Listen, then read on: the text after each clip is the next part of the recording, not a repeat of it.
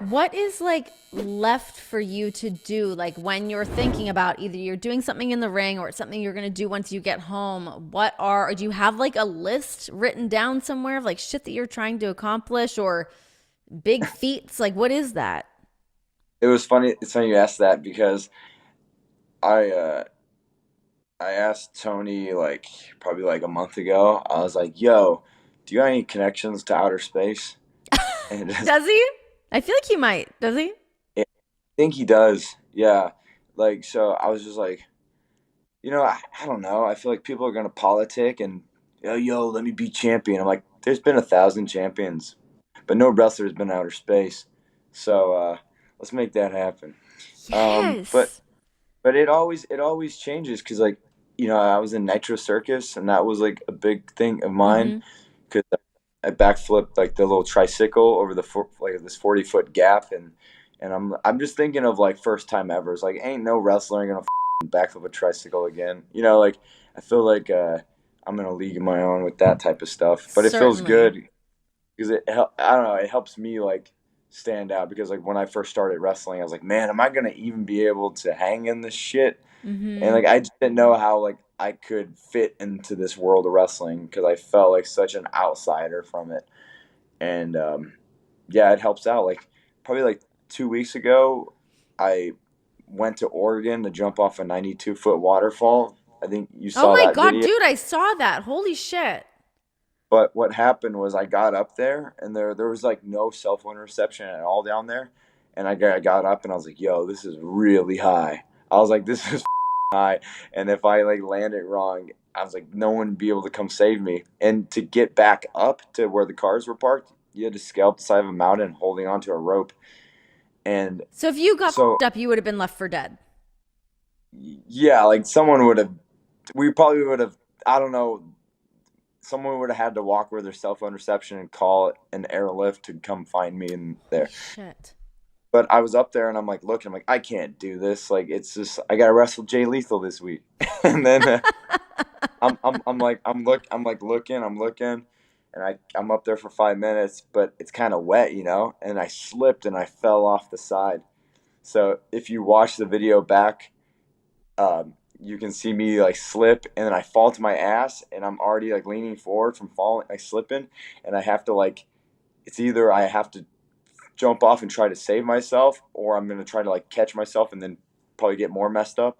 So I'm already leaning forward, so I jump off and I barely skate that one away. I was like, so it's kind of funny to think like, oh, I fell off a 92-foot waterfall, Holy but shit. that's That what just made happened. my stomach turn. I used to not be afraid of heights in like the last like maybe like 5 years or so. The idea of something like that happening or like falling. We just watched the new movie called, which obviously you've not seen it. Um, what is it called? It's the same people that did 47 meters down, but it's about these girls that climb this gigantic cell phone tower thing and they That get that stuck up one, there. I watched that on the plane Okay. the other day with no like audio. I just like was watching the visuals of it, and like the buzzards were like eating the dead girl, and My then palms were sweating the whole time. I was so stressed out that whole movie. yeah, That's that your was real that. life. Yeah, yeah, no, that was actually like I didn't get to watch it with audio, but it seemed cool. It's actually pretty good. It's one of those like as soon as I saw it, I was like, oh my god, we have to watch this. Like 47 meters down, we went and saw it in theaters, and I remember like John and I were both like maybe having like minor panic attacks watching that film. And yeah, seeing I can't remember what this new one's called, but anyways, same people, same deal. Anyone's listening hopefully knows what the hell we're talking about. But good movie, definitely check it out. In the ring, where do you draw the line on what you're gonna do? Or somebody, I assume somebody else is drawing this line for you. uh, I don't know actually. And so The like body so with bags stress me out. Those look gnarly when you're taking like a suplex in the body bags. Like, how do you, how? uh, that's funny because this or like 2 weeks ago we were at my friend's.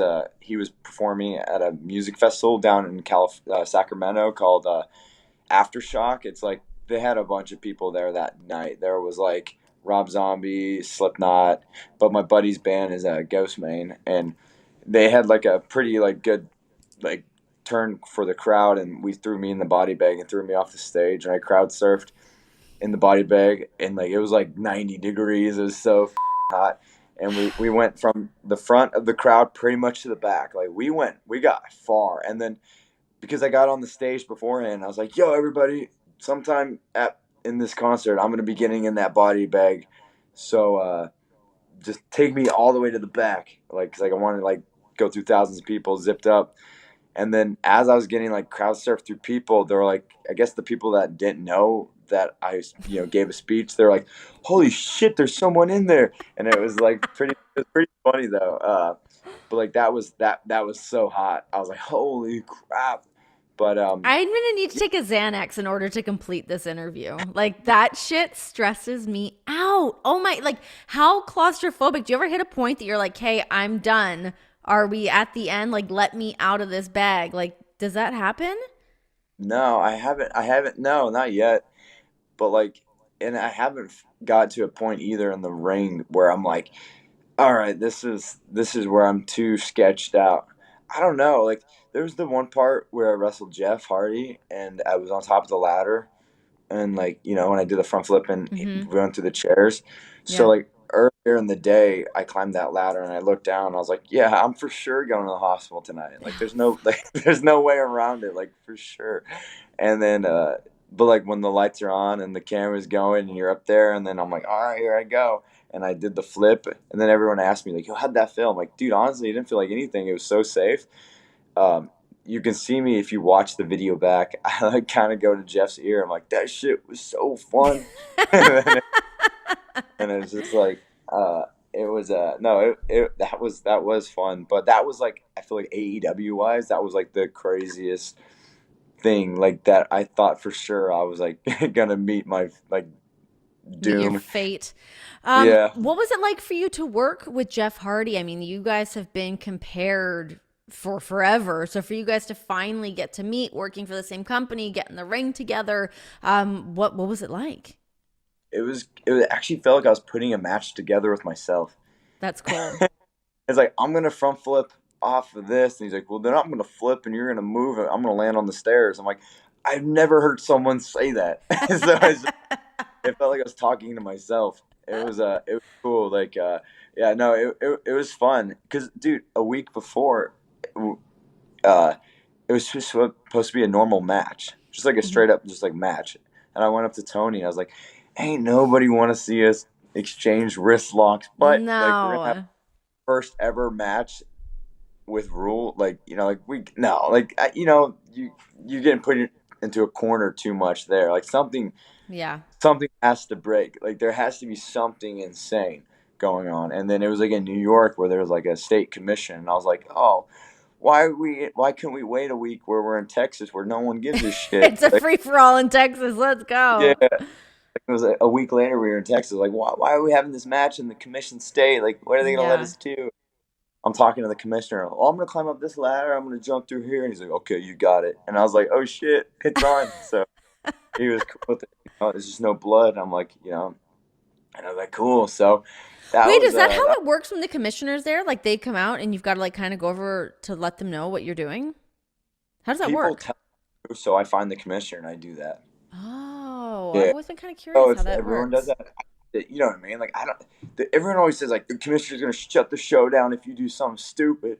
So like I'm always Yeah. thinking like, am I gonna front flip off this ladder and then the lights go out? Like it's just like show's over, guys. Like, Thanks for but coming. Yeah. yeah. So I just rather be like I want people to know what they're getting themselves into.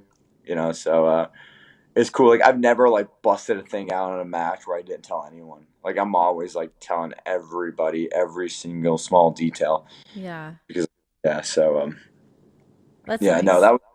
that was super. Yeah, that was super fun though. Like Jeff, he was the man that like that night. It was cool as shit. It was Yeah, fun. Jeff rules. Jeff's the best.